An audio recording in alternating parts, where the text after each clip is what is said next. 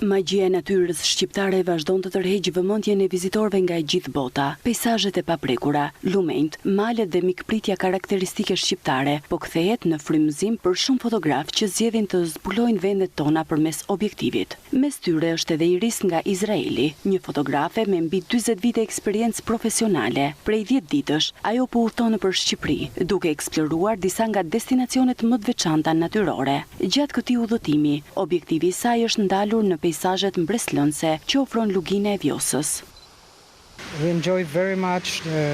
Jam shumë e lumtur të bëj kaq shumë fotografi këtu. Më pëlqen shumë të fotografoj në këtë zonë sepse ka pamje dhe peizazhe të mrekullueshme dhe si fotografe po shijoj gjithçka që po shoh.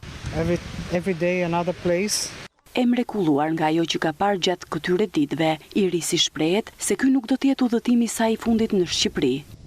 For me it's wonderful to Është hera ime e parë në Shqipëri dhe mendoj se do të kthehemi përsëri, sepse është shumë bukur këtu. Ushqimi është i mirë dhe njerëzit janë të sjellshëm, është me të vërtetë shumë bukur.